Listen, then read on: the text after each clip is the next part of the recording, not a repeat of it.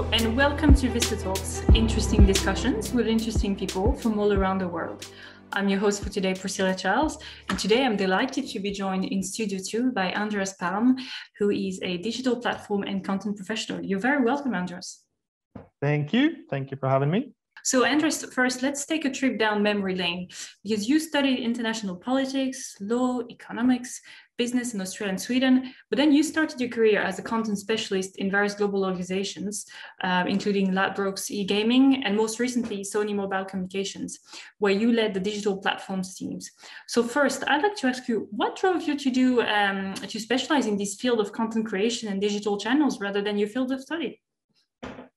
Yeah, it's a little bit of a strange one, maybe. I think it's really through a whole series of fortunate accidents and opportunities along the way that I ended up here. I would say. So as you mentioned, I did study international politics and a bit of law and everything else. But really, that was mostly because I didn't actually know what I wanted to do at the time with my life, and was trying to sort of keep my options open, buying some time.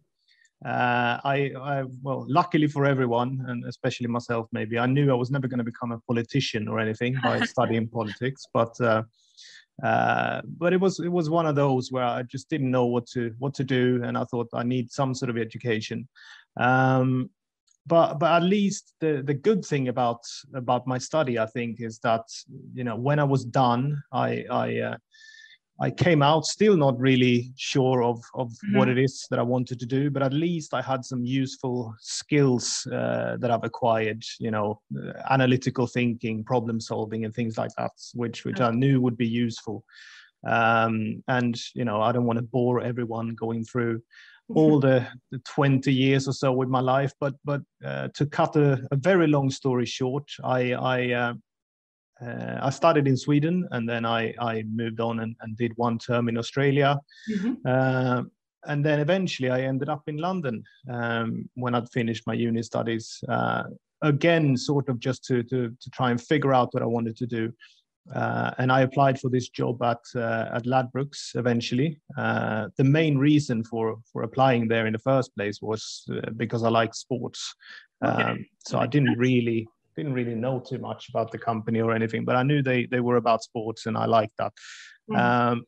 But what happened then was that I started to look after the Nordic content team. Was my first role, and quite quickly after that, I became manager for the international team of content editors at Ladbrokes.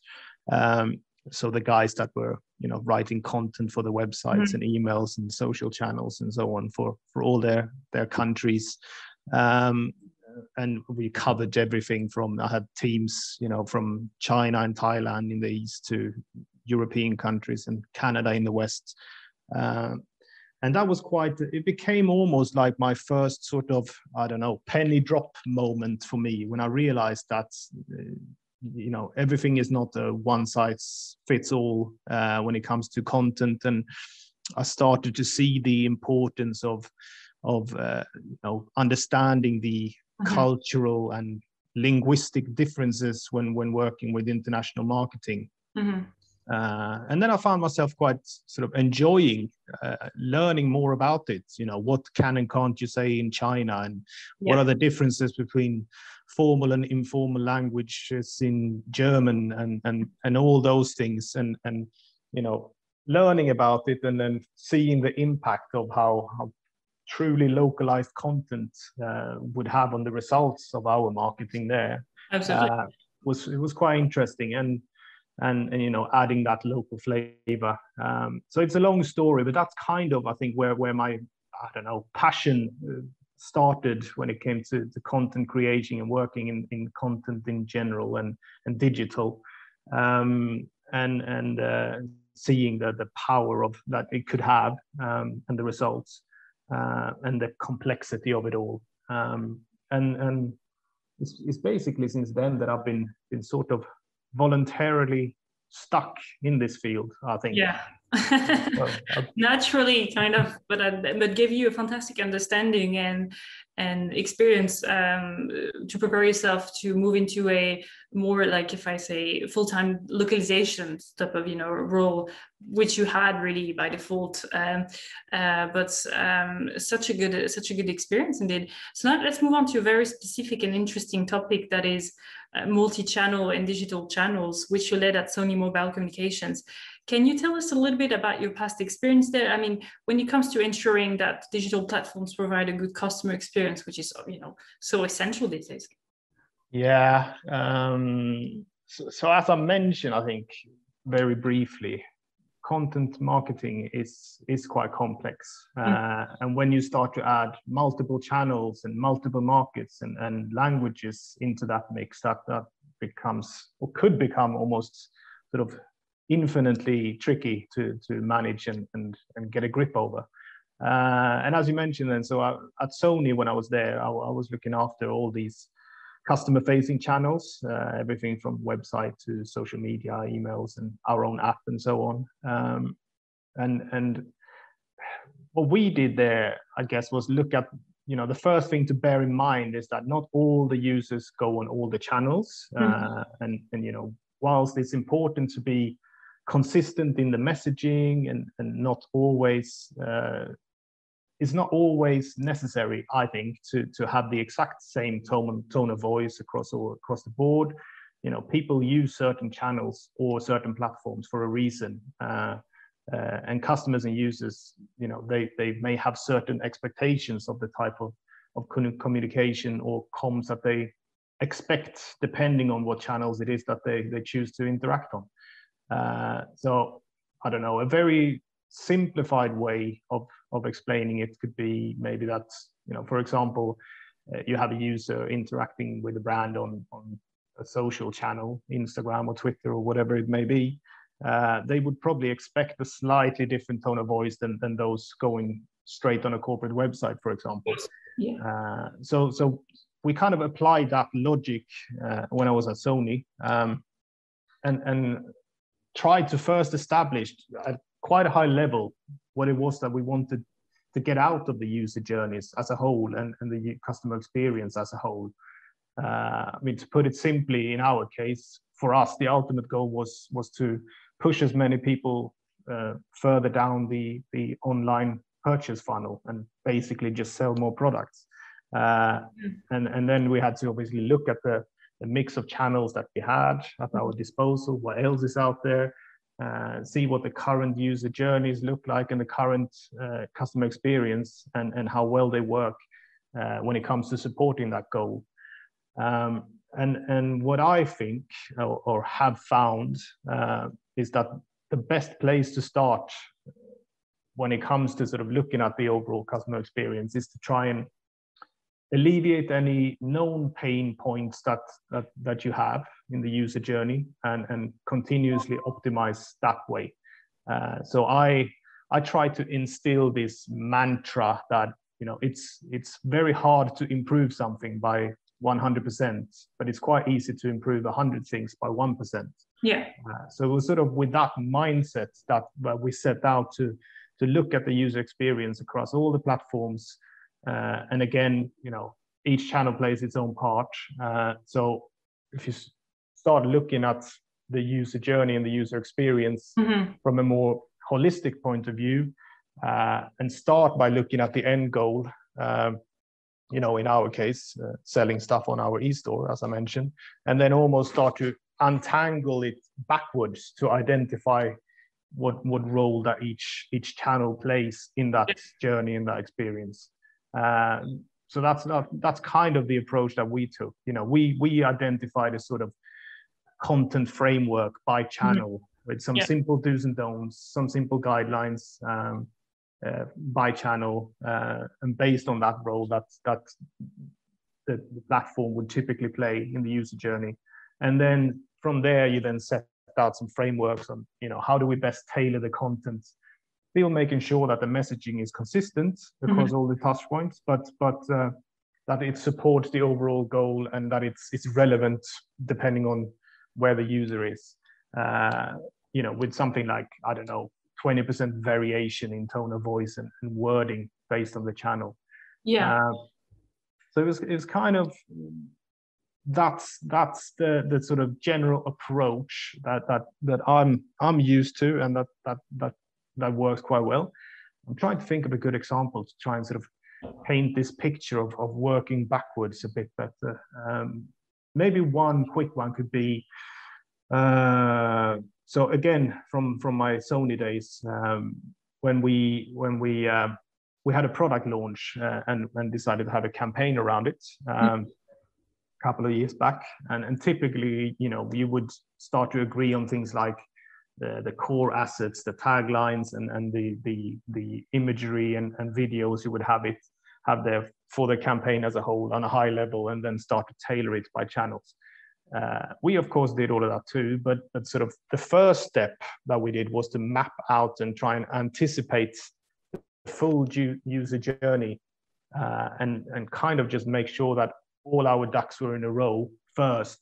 And when that was done, and we were happy that, you know, however and from wherever any users would eventually interact or enter our digital channels, we then created this solid bank of assets and taglines and everything, you know, lined it up from paid media through to website and social media and emails or whatever it may be.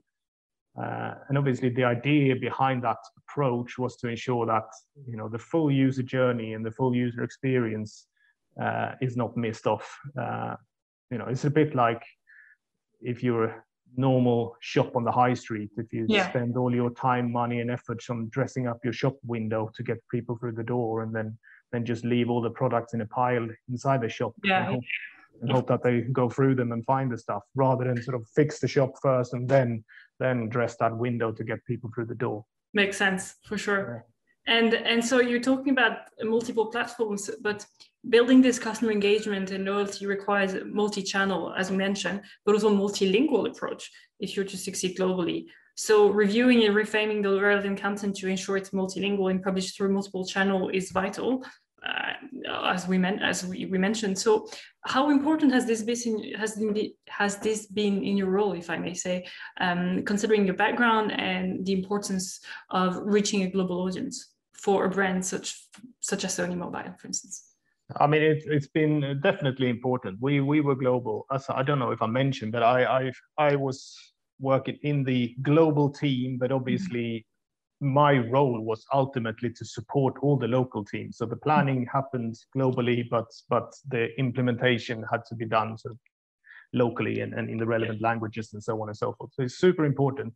And you mentioned loyalty, and you know, the same rules apply there, I think, to what we just talked about in a way, you know, that everyone having their own preferred way of wanting to interact with a brand.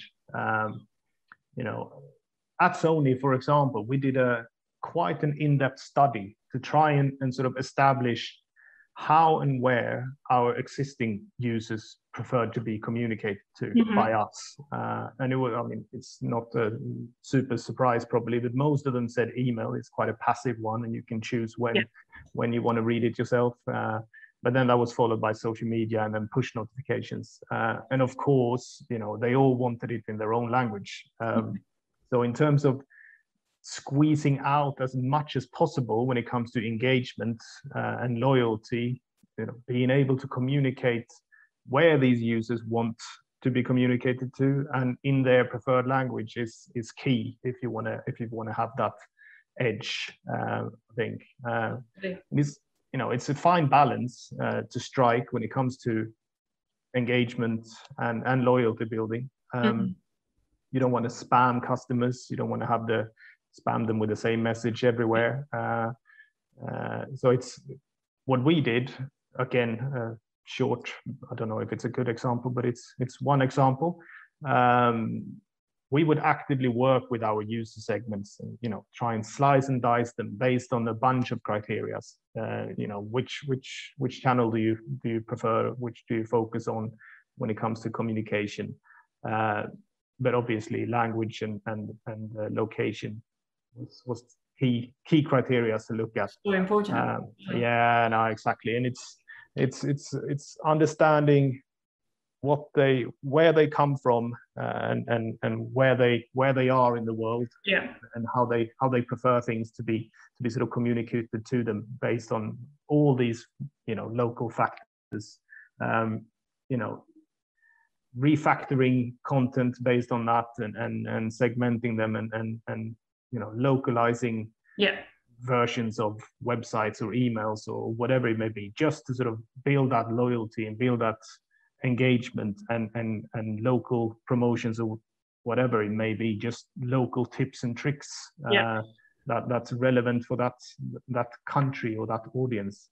So it's been key for me in terms of working on a global and planning things on a global scale, but tailoring it to make it as locally relevant as possible, just to sort of use the full power of those digital channels and multilingual insights that you have to achieve it. So that's again what drives results, if you can get it right and truly start to localize and understand your customers on a local level. Yeah, and speaking of customers, now I'd like to talk about customer experience. Obviously, it is one of the cornerstones of many digital transformation strategies, and we've been talking about it now. This means developing business processes that you mentioned, and backing up, these being backed up, by technology to capture data and every step of the customer journey, so that you can build customer engagement and loyalty on a worldwide scale. What I'm interested in is knowing, so you've been talking about the processes before. How did this work pre-pandemic in your most recent experience, and maybe closer to when the pandemic unfortunately hit us? And how have you been seeing this change so far?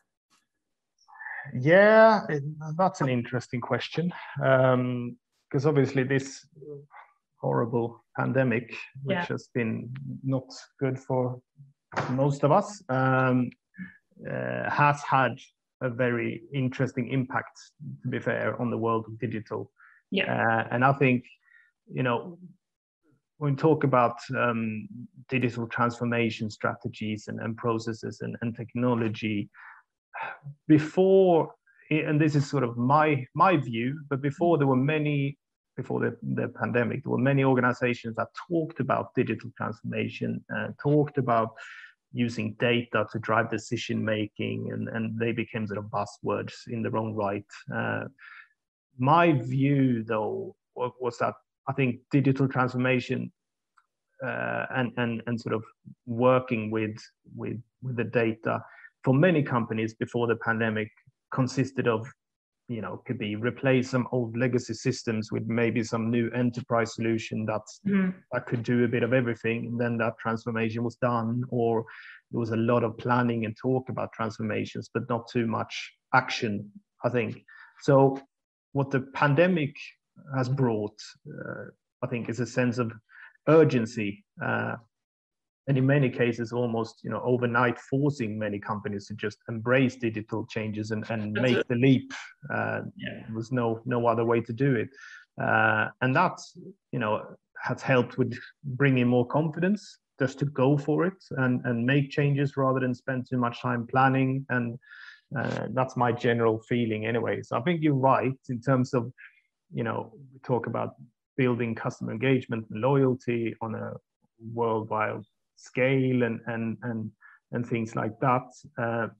Having the right technology and data is key, but only if you have the right people and the time to fully utilize this data, and if you can understand it. So nowadays you can go super granular with your data. You can create really targeted segments. You can do all sorts, but if you're not continuously revisiting these and their behaviors, or if you don't have the bandwidth within your organization to create all the targeted content that you could have, it doesn't really make that much difference. So I think data is super important, but having all the tools and tech doesn't really matter unless you sort of know how to actively work with it and have the clear goals on what you're actually trying to achieve.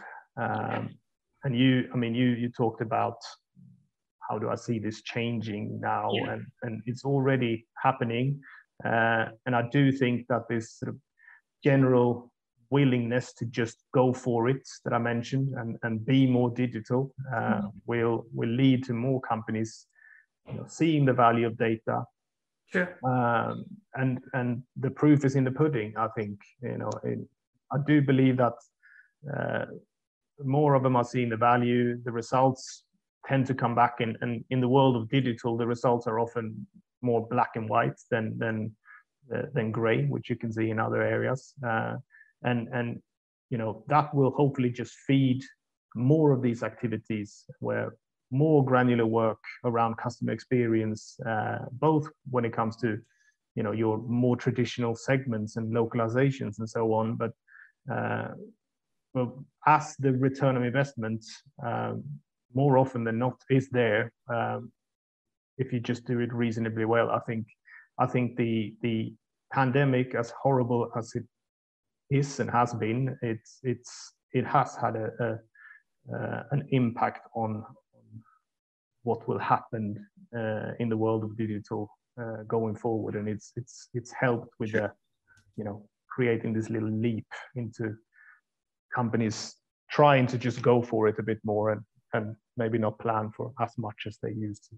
Yeah, no, absolutely. So do you think, in a way, with the shift digital first for a lot of organizations who are either, technology agnostic or not, more or less, depending on which company it is, do you think that companies understand their customers better? In a way, did it help, this transition? Yes, I think so. Generally speaking, I think they are. Everyone is getting a little bit more used to data and how to use the data. Yeah. And also the customers themselves are becoming more used to working on or interacting with digital platforms and so on and so forth. I think it helps. And do you have an example of mind of maybe what has worked well, and yourself, what type of challenges you would have encountered, example wise? So what has worked and what hasn't worked, or challenges? Yeah, that's a tricky one. I think generally speaking, in terms of what's worked well, I think as I kind of mentioned, with the pandemic, it's forced companies to embrace digital in a much bigger way. And again, as I just said, it's also kind of forced customers or potential customers or general users to become even more digitally savvy. And it's become more of a normalized way for how we look to find products or services or companies or engage with brands in general.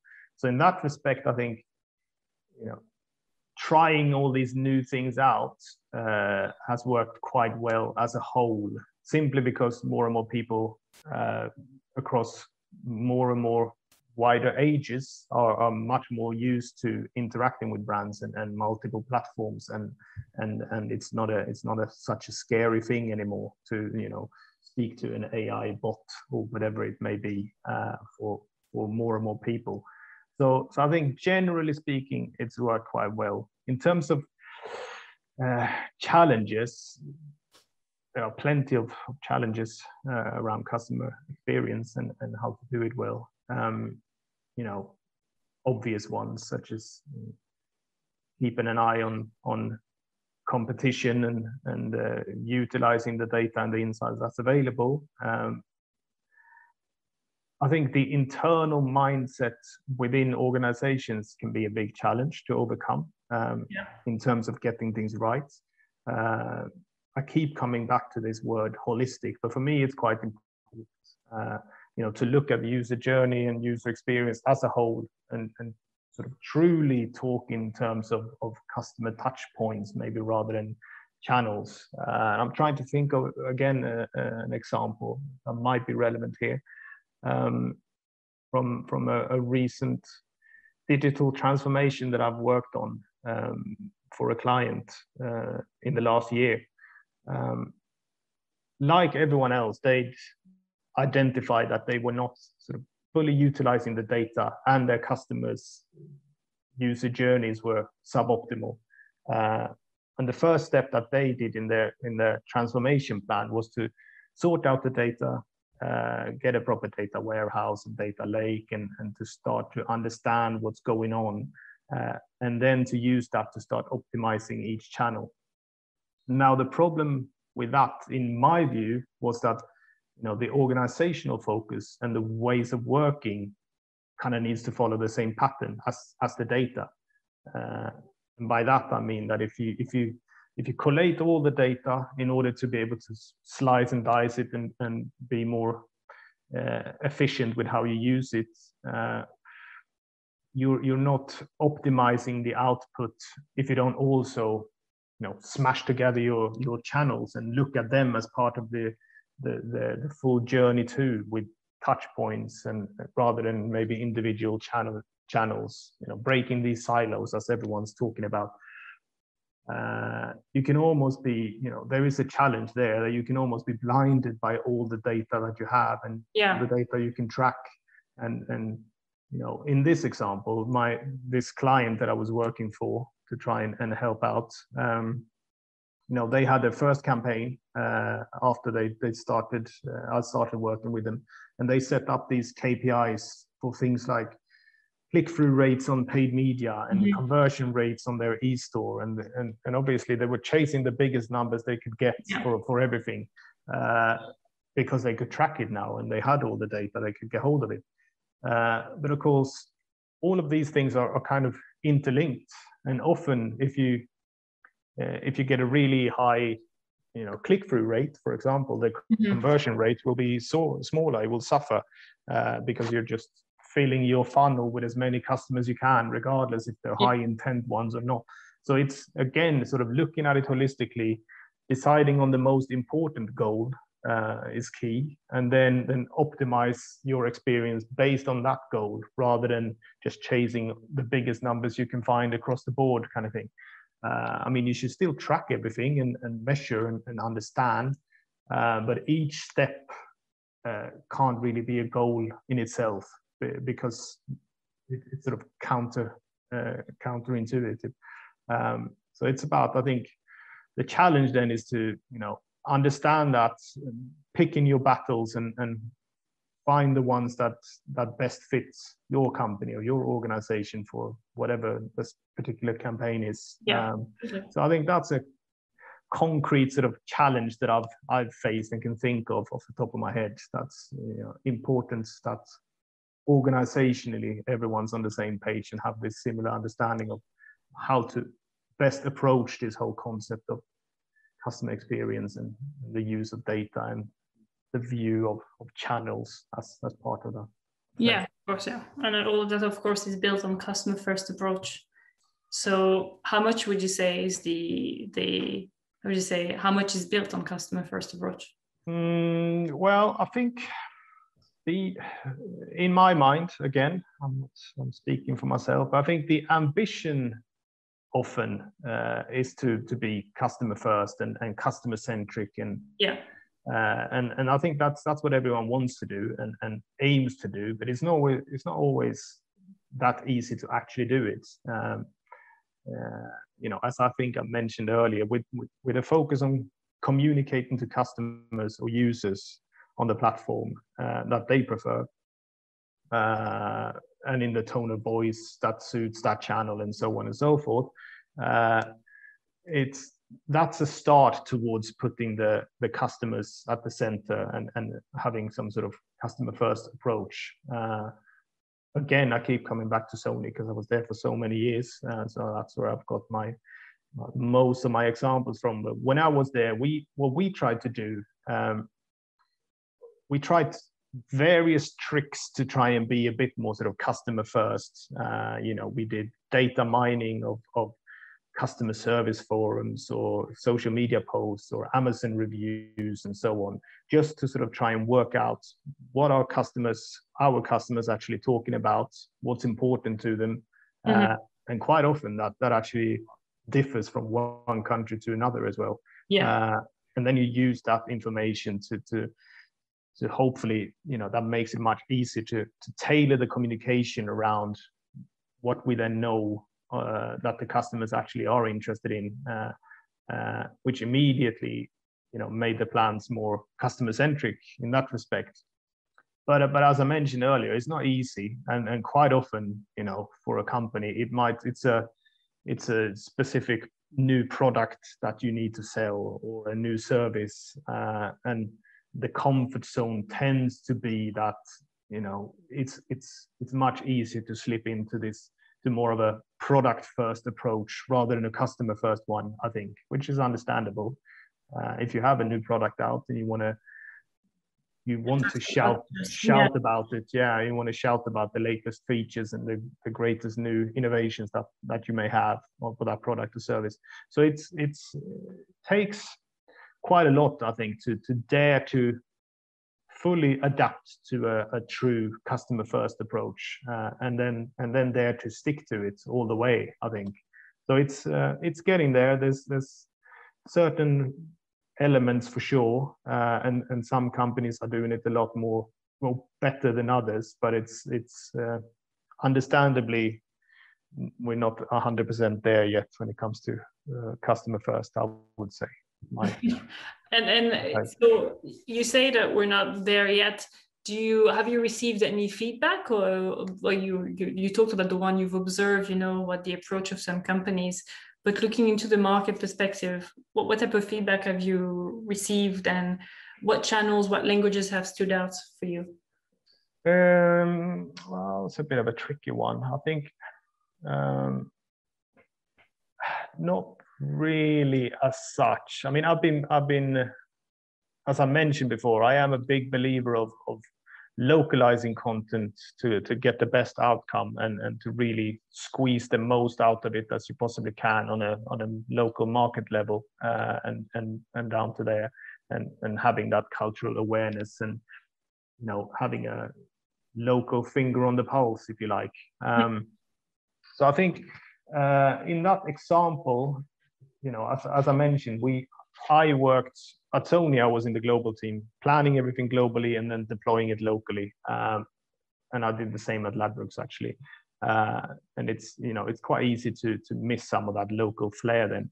But I feel, now with this technology, we talked about the general awareness, and those examples I just mentioned from Sony about really understanding, scraping forums and mining data on what local people actually care about, and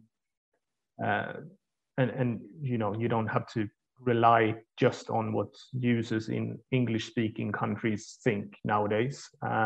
Once that started to happen, and we started to put that into practice a bit more, and drive the local communication around what we actually knew about the local markets. The feedback from our local markets and the marketplace in general was really positive. It's probably a bad example here, but I come up with anything myself, any better one off the top of my head. But for mobile phones, for example, which is what I worked on at Sony, based on previous user data, we would have, for example, we would know that having a good battery is really important for customers, and it was an important thing to push and communicate around. Of course.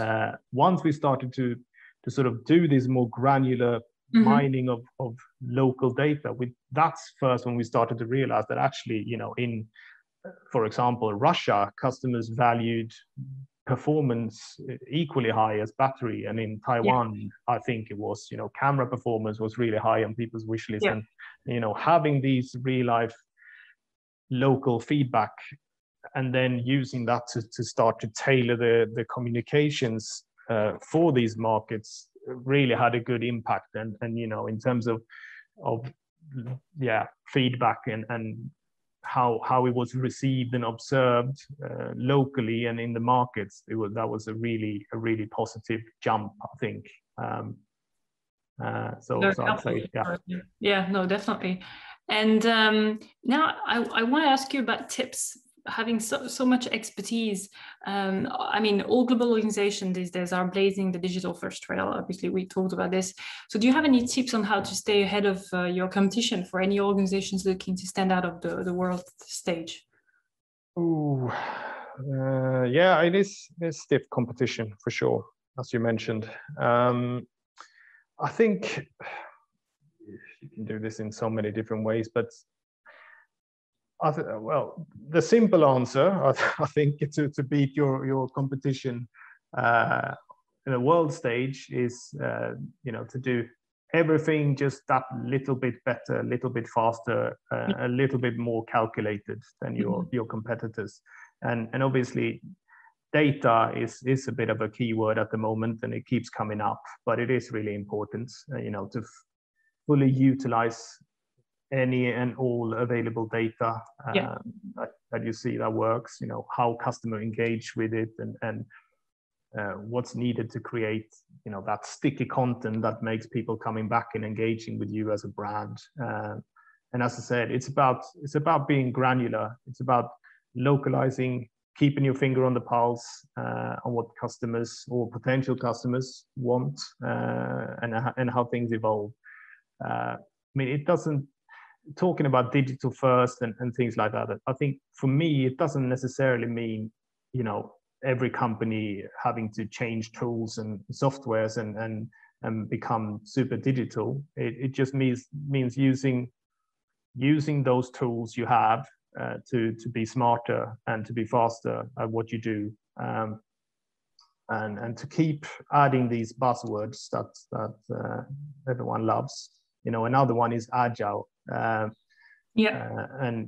that's also important, I think, to stay ahead of the game, and to have a well thought through plan or a roadmap, but not to be afraid to adapt to the, based on the world around you and how things evolve. In my mind, gone are these days where you could set up a 3-year plan or even a 12-month plan, and for your content creation, for example, and then just stick to it. You can still do it, but to stay ahead of the curve, I think you need that process to allow for quick changes and quickly reprioritize that plan on an ongoing basis. And that's not easy. There's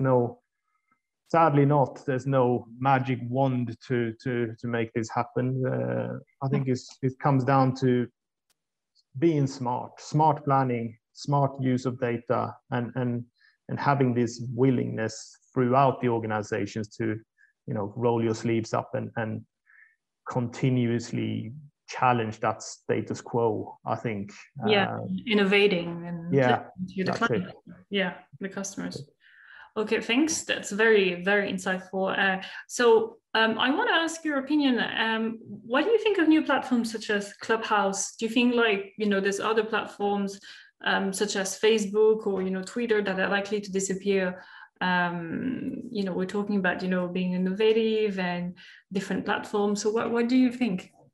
Yeah, it's always interesting to see what happens with social media and new platforms and things that sometimes come up and stick and come up and then disappear equally quickly. I think Clubhouse is an interesting one, I think.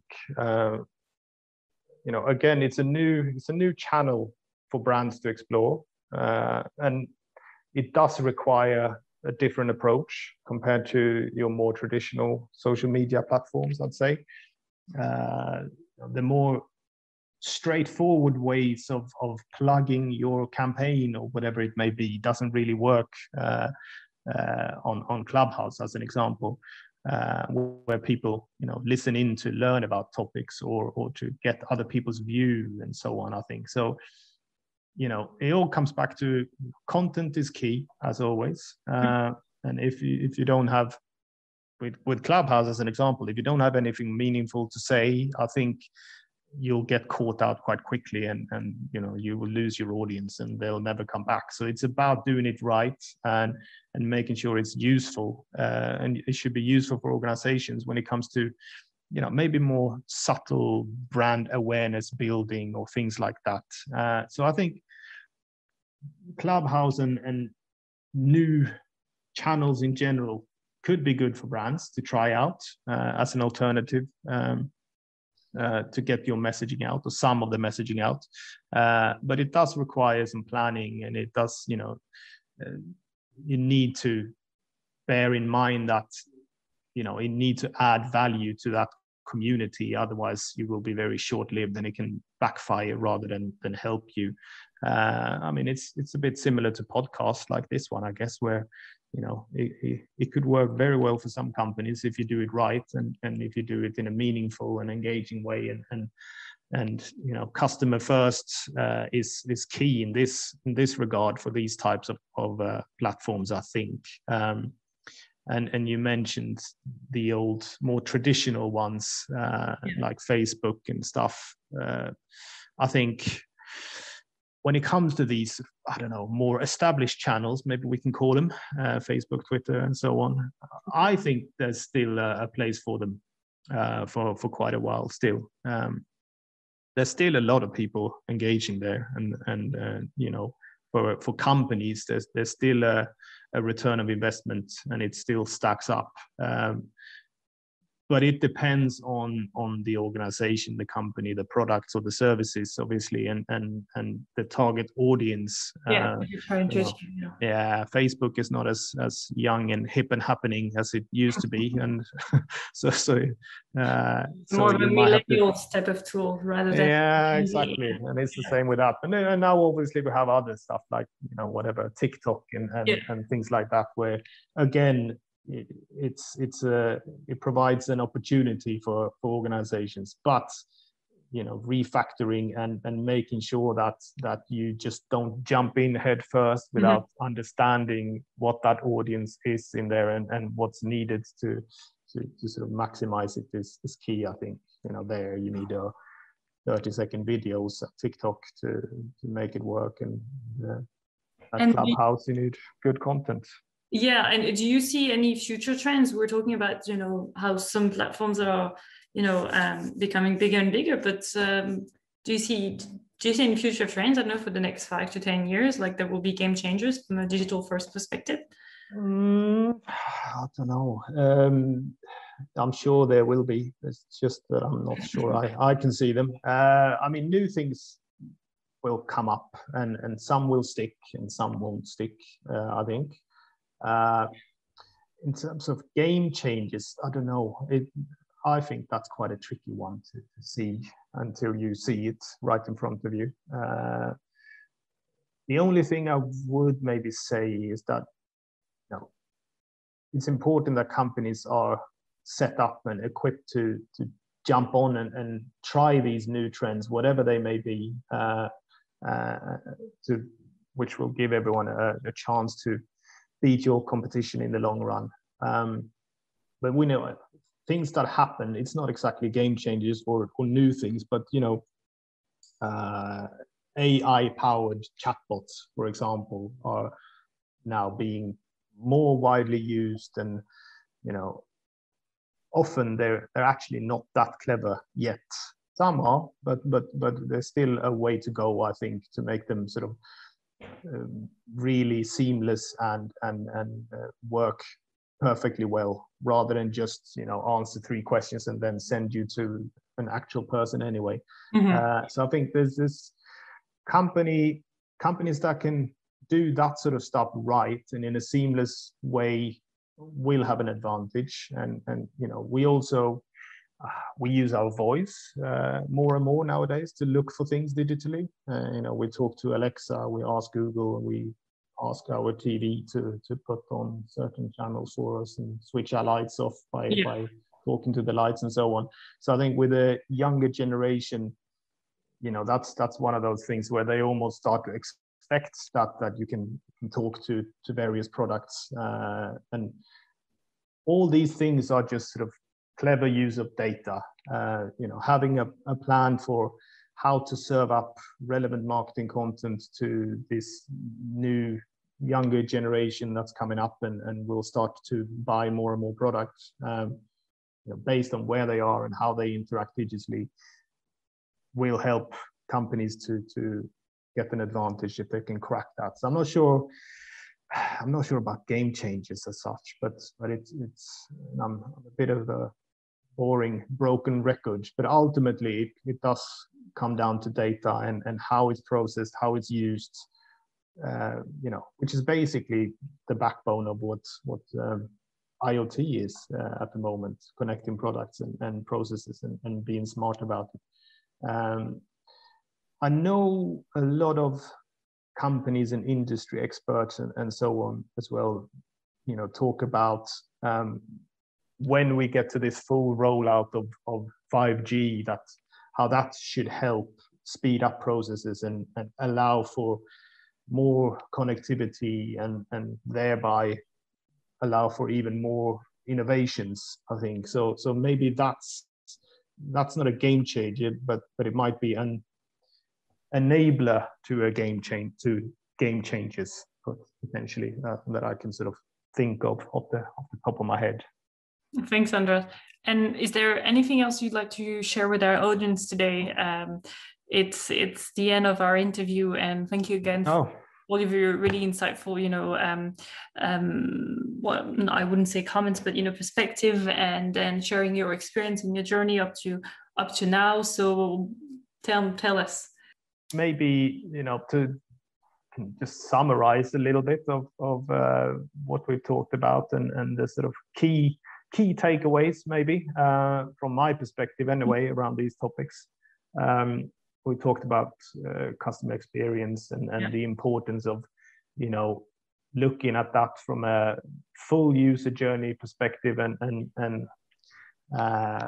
looking at everything holistically. It would be a couple of things that you heard me bang on about loads, and seeing all these channels as touch points that with a final goal in mind, and making sure that the importance of using all available data, but not just for the sake of it, but where it makes sense, and just be smart about using the data, and taking into all these local languages and cultures to sort of get that edge. Don't be afraid to try new things and see what works, and keep revisiting that and see what makes sense for because every organization is different and every target audience is different, and target customers, and it's about figuring out what works best and continuously revisiting that and trial and error. But yeah, it's an exciting topic, and it's ever changing and ever evolving, the world of digital. So who knows, whatever I say now, in 9 months' time, I'll have to come back and we'll say something completely different. Who knows? Well, thank you so much. Appreciate your time.